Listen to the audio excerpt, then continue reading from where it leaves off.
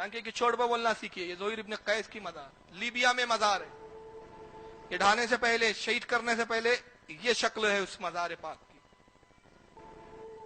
और ये बम रखने के बाद की शक्ल, बम से उड़ाया पहला बम, विस्फोट के बाद की शक्ल।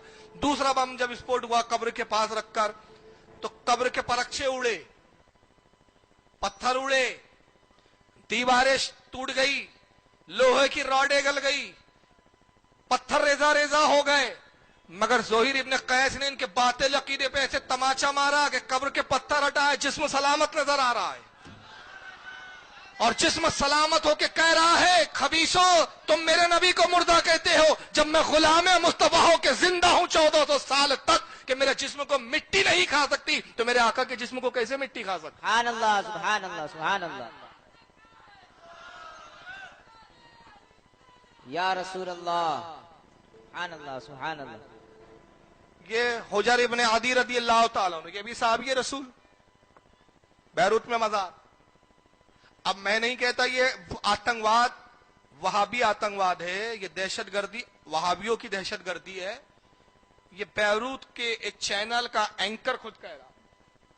क्या किया इन्होंने? हुजर इब्न अदी रदी अल्लाह तआला अन्हु की कब्र पर रात में गए, जालियों को तोड़ा, और तोड़ने के बाद कब्र को खोदा, जिस्म को निकाला, जिस्म को निकाल कर गुमनाम जगह पर ले गए।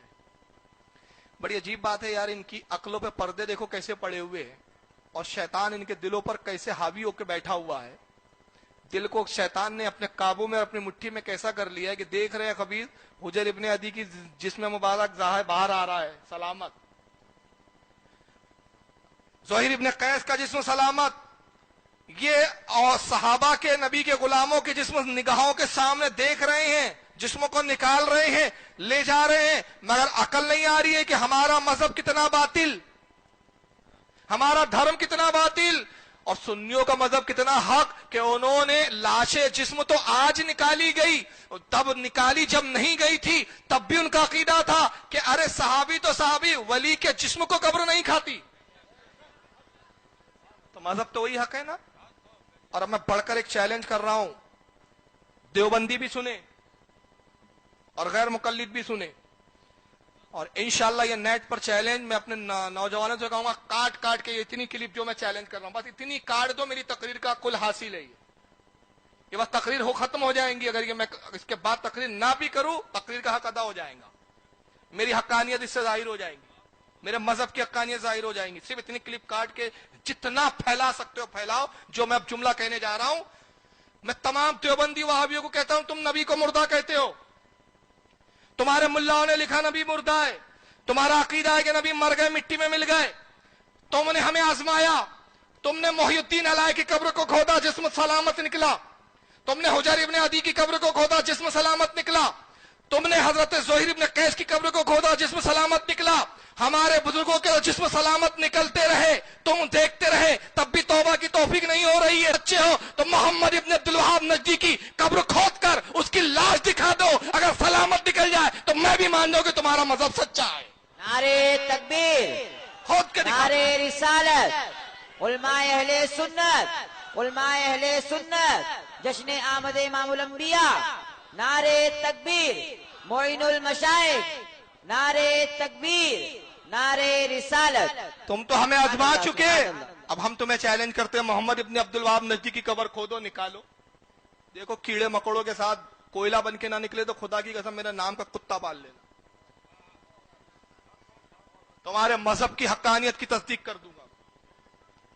खोदो इस्माइल दहलवी की कब्र को, हिम्मत हो तो खोदो अशरफ अली थानवी की कब्र को, खोदो रशीद अहमद गंगोही की कब्र को। मैं जानता हूं तुम खुद नहीं खोदोगे, तुम्हें खुद मालूम है, अरे मरने से पहले ही अजाब में थे, मरने के बाद क्या हाल हुआ, में क्या हाल रहे होंगे, तुम खुद जानते हो। तुम्हें खुद पता है कि हमारे मुल्लाओं को जो हमने बुजुर्ग समझ के गाड़ा, कब्र की मिट्टियों ने कब इनका नामो निशान मिटा दिया।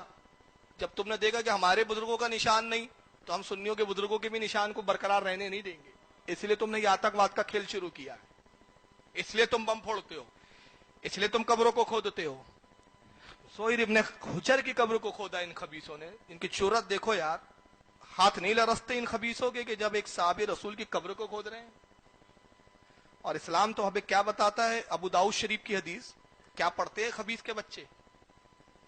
ابو داؤد کی حدیث ہے، عمرو ابن حزم رضی اللہ تعالیٰ صحابی رسول کہتے ہیں میں ایک قبر سے ٹیک لگا کے بیٹھا ہوں، آقا کی نظر مجھ پہ پڑی، چلال طاری ہو گیا سرکار کے چہرے اقدس پر، اب بڑے چلال میں فرمایا اے ابن حزم قبر سے ہٹ جا، نہ تو قبر والے کو تکلیف دے نہ قبر والا تجھے تکلیف دے۔ کہا یا رسول اللہ قبر سے ٹیک لگانے سے بھی صاحب قبروں کو تکلیف ہوتی ہے؟ فرمایا ایسے ہی صاحب قبروں کو تکلیف ہوتی ہے جیسے زندہ کو تکلیف ہوتی ہے۔